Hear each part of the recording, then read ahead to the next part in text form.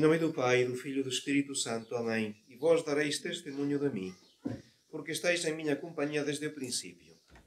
O Senhor adverte os seus discípulos, os apóstolos, a dizer: bom, vão ser as minhas testemunhas, e isto vai implicar uma perseguição. O facto de defender o meu nome diante dos homens, isto vai implicar ser perseguidos por causa de mim. O que Nosso Senhor dizia aos apóstolos também é dito a todos os seus discípulos, a todos nós. Somos filhos de Deus, somos soldados de Cristo. Não devemos perturbar-nos em desanimar, muito menos deixar-nos vencer pela dificuldade das provas nessa defesa dos direitos de Deus e da Igreja Católica, perante uma sociedade que nunca aceitou, nem aceitará, nem Nosso Senhor, o Redentor, nem a sua Igreja. Ora bem, eu acho que todos temos sempre esta impressão de ter, e é verdade, temos de lutar contra um mundo que é oposto. Mas pensemos que esta sensação de isolamento que todos temos já foi vivida por todos os católicos ao longo da história da Igreja. Esta mesma situação não é própria a nós porque hoje os tempos são maus. Não, os tempos sempre foram maus para os católicos. Eu gostaria então de mostrar o que era a vida dos primeiros cristãos que puseram claramente em prática, digamos, estas indicações do Senhor, ser testemunhas e depois suportar as perseguições que seriam pelo facto de ser cristãos. Como é que os cristãos dos primeiros séculos, no meio das perseguições, conseguiram santificar-se no meio dessa sociedade totalmente pagã? Como conseguiram ser fermento e luz? Como conseguiram ser testemunhas e apóstolos, apesar das dificuldades? Com certeza que, digamos, o cristianismo estendeu-se rapidamente. A sua difusão não foi fruto de uma estratégia particular, não foi a graça de Deus. Deus estava detrás, e isto que surpreendeu até os pagãos foi realmente uma ajuda de Deus. Na história da Igreja, vê-se como um dos grandes milagres esta extensão do cristianismo, apesar das perseguições. Digamos que pode ajudar a comunicação do mundo romano, a sua coesão, pode ajudar a língua comum, o grego, sim, mas, digamos, atenção, o cristianismo não cresceu como o Islão, através da violência e da imposição. Nunca foi esta. Não, o cristianismo cresceu pela prática da caridade e das virtudes cristãs. E este cristianismo, logo que nasceu, espalhou-se como fogo nos arbustos. Mas não vivia nas catacumbas. Isto aconteceu de vez em quando. Mas a vida dos cristãos, eles viviam a mesma vida cotidiana que os outros homens do seu tempo. Moravam nas mesmas cidades, passeavam nos mesmos jardins, frequentavam os mesmos lugares públicos, excetuando, claro, banhos e teatro, não é? Mas usavam as mesmas estradas, multiplicaram as suas relações, sempre prestes, digamos, a dar um serviço, fazendo todos os trabalhos, exceto os que não estavam em harmonia com a sua fé. Casavam-se uns com os outros, de preferência com os outros crentes, de maneira a partilhar as mesmas preocupações de vida moral. Mas numa vida de um cristão nos primeiros séculos, o que prevalecia era o trabalho individual com os amigos, os colaboradores e com a própria família.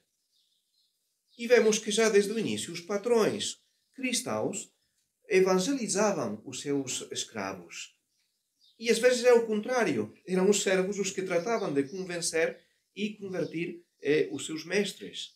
As mulheres, um papel fundamental. Precisamente porque todos somos filhos de Deus, a mulher vai tomar com o cristianismo o papel realmente de mãe, de educadora, de esposa, o que não existia antes. O próprio exército vai ser uma fonte, digamos, de aliciente para os cristãos, atraídos pela obediência, pela disciplina, pelo desprezo militar da morte. De maneira que Tertuliano, no ano 197, dizia: nós habitamos este mundo convosco. Usamos o fórum, os mercados, os banhos, as lojas, as oficinas, as estalagens, as feiras e todos os vossos outros locais de comércio. Também navegamos convosco e convosco servimos no exército e trabalhamos a terra e o comércio. E convosco fazemos o nosso trabalho e vendemos as nossas obras para vosso uso. Os católicos não faziam parte de um gueto. Não, entravam na sociedade e tentavam santificá-la através do seu bom exemplo. Foi o Espírito que mudou, não, digamos, a vida cotidiana. Esta não mudou, foram eles que acrescentaram este novo Espírito. E foi esta convivência cotidiana a que realmente preparou as conversões. Mas atenção, isto que importa. A conversão implicava uma mudança de vida total. Provocava uma ruptura. Isolava o cristão do seu ambiente e da sua família pagã. Digamos, confessar-se cristão era colocar-se automaticamente à margem da sociedade, em conflito com o meio que o rodeava. E esta decisão era irrevogável, era um juramento de fidelidade. E mesmo que estivessem integrados no seu ambiente, digamos, a própria religião já era perturbadora. Pensemos que nos primeiros cristãos, não era impossível dar um passo sem encontrar uma divindade. Não podiam evitá-lo. Digamos, o cristão experimentava diariamente as dificuldades dessa situação. Os problemas surgiam em todo momento. Em casa, nas ruas, no mercado, onde vendiam carnes sacrificadas aos ídolos, do qual falará São Paulo. Digamos, o nascimento de uma criança, a imposição da toga branca, o namoro, os casamentos, no trabalho, tudo estava preenchido de gestos e cerimônias de adoração. E estas dificuldades começavam em casa, impregnada já a própria família, de ritos e cultos pagãos. Depois prosseguia na escola, onde o ensino era de autores que faziam referência à mitologia, que não são precisamente modelos de virtude. Depois continuava com esta presença das divindades nas ruas e nas praças. Digamos, festas familiares, laborais e sociais eram repletas de ritos, de cerimônias, de espetáculos. E todas as cidades tinham as suas festas celebradas com grande pompa e cerimônia. Então, o católico, o cristão, como é que podia evitá-las? E se tinha de participar, como os pagãos, em festas, refeições, divertimentos que acabavam por ferir, digamos, o sentido moral e as convicções religiosas. Temos de pensar qual era realmente a dúvida que entrava numa vida cristã. O jogo do circo. O jogo do circo, sim, que proliferava como as apostas, tão populares estes jogos de circo como hoje a lotaria. Era normal. Depois tínhamos já os jogos do anfiteatro, nesta loucura que hoje faz estremecer de ver matanças ferozes e sacrifícios humanos. Era o jogo da época. Uma época pagã. O teatro era sempre uma bufetada, digamos, na moral mais elementar. E a Igreja vai ter de empreender uma tarefa nada fácil para atacar o teatro e o circo. E, depois de tudo isto, o famoso culto de Roma e do imperador, que vai provocar uma enormidade de mártires que vão bater-se contra este culto de Roma e do imperador. Em Cartago, dizem os autores, durante uma parada militar, todos os soldados usavam uma coroa na cabeça em honra dos deuses. Apenas um deles a trazia na mão. Era cristão, claro. Foi mandado parar, interrogado. Sou cristão, isto me é proibido. Não posso. Não levo a coroa na cabeça. Então, já podemos imaginar a agitação na unidade. Foi o acontecimento do dia e esta reação intensa, diante da qual os próprios cristãos, os mais tímidos, censuravam o gesto. Porque não deixa de ser uma espécie de loucura e de imprudência. Estamos a ver, os cristãos tinham de confrontar-se continuamente com a cidade e vão ser mais tarde acusados de conspirar contra o Estado. Contra o Estado, porque não os confundiam com a sociedade romana. E, pelo seu aparente isolamento, porque não participavam como os outros de todas as festas, vão ser acusados de indiferença, de falta de civismo, de desprezo, de dissimulação. Digamos, o que eles sofrerão, nós também temos de sofrê-lo na nossa época. Não muda absolutamente nada. Uma união entrelaçada com o mundo e, ao mesmo tempo, uma ruptura com este mundo. Daí esta situação sempre incômoda para um católico, de presença e ao mesmo tempo de distância, de participação e ao mesmo tempo de solidão, de simpatia e ao mesmo tempo de confronto. O que acontecia com os primeiros cristãos acontece também conosco. Então, não fiquemos escandalizados, já foi avisado por Nosso Senhor. Sereis minhas testemunhas, e isto levará para, digamos, o sofrimento.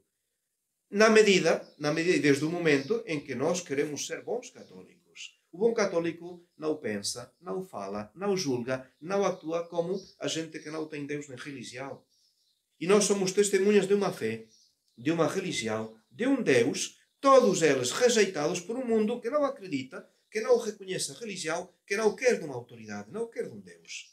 E cada um de nós acaba sentindo-se realmente como um oásis no meio de um deserto, sozinho, a defender os direitos de Deus. E estamos então sujeitos à incompreensão, à rejeição e ao desprezo, desde o momento que damos testemunho por nosso Senhor Jesus Cristo. Não vos conformeis com este mundo, diz São Paulo, não vos conformeis. Reformai-vos com o renovamento do vosso espírito, para que reconheçais qual é a vontade de Deus, o que é bom, o que lhe agrada, o que é perfeito. Este será o papel do cristão, viver no mundo e ao mesmo tempo distanciado deste mundo que corrompe, que consegue contagiar do seu desprezo por Deus e as coisas santas. São Tiago também, não sabeis que a amizade deste mundo é inimiga de Deus. Portanto, todo aquele que quiser ser amigo deste mundo constitui-se inimigo de Deus. Não é possível manter um equilíbrio entre Deus e o mundo. E o católico sempre será alguém de esquisito para os divertimentos do mundo, porque não entra no mesmo ambiente, não pode. Tem de manter-se precisamente uma precaução e uma vigilância que o mantém fiel aos seus compromissos do batismo. Então, queridos irmãos, nós também devemos dar testemunho de Nosso Senhor, pela santidade da nossa vida, pelo desejo que temos de alcançar a perfeição, pela coragem com que recusamos o respeito humano. Atenção, fugir ao respeito humano não é provocar. O católico nunca é provocador. Não é assim como vive no mundo o católico, mas tem de saber manter os seus princípios. E de vez em quando, olha, não, eu isto não aceito porque sou católico. E isto é contrário aos meus princípios. Pelo zelo também, digamos, em obter a glória de Deus por todos os meios ao nosso alcance. Haverá pessoas mais tímidas, pessoas mais espertas, digamos, cada um pondo os talentos que Deus lhe concedeu para fazer brilhar, santificado seja o vosso nome, não é? Que dizemos no Pai Nosso. O que desejamos é que o nome de Jesus seja glorificado por todos os homens. E o católico tem um papel aí no seu apostolado. E também, finalmente, por esta generosidade em sofrer qualquer coisa por amor a Deus. Quer se trate das provações e misérias desta vida, que temos de sofri-las tal como os pagãos, também têm os seus sofrimentos, mas quando se trata já de zombarias, de insultos, de perseguição pela nossa qualidade de cristãos, então lembremos-nos, bem-aventurados, que são perseguidos por causa da justiça. Então, queridos irmãos, todo católico sempre teve problemas de convivência no meio em que deve estar. Não deve ser para nós motivo de escândalo. Simplesmente Deus já advertiu: sereis minhas testemunhas e por causa do meu nome sereis levados ao suplício. Peçamos então a Nossa Senhora esta graça. Como é que Nossa Senhora dava testemunho do Nosso Senhor? Ela que não pregava, ela que não, digamos, o seu papel foi bem discreto, através do exemplo, através do que podia transmitir no dia a dia. É uma imagem também do que deve ser o nosso apostolado. Deus não pede necessariamente ser testemunhas de Jeová e sair na rua e convencer a gente. Não é assim. Simplesmente porque eu, na minha família, no meu trabalho, em meio dos meus amigos, sempre me comporto como um bom católico. E dou testemunho assim, de Nosso Senhor, sem falar de Cristo. Mas estou a dar um testemunho. Sou diferente aos outros. Que Nossa Senhora, então, nos ajude a praticar com perfeição o que a Igreja faz-nos pedir na colheita de hoje. Fazeis, Senhor eterno e omnipotente, que conservemos sempre sujeita a vós a nossa vontade, sujeição da nossa vontade, Deus nosso Senhor, e procuremos servir de coração puro vossa majestade. Em nome do Pai, do Filho e do Espírito Santo.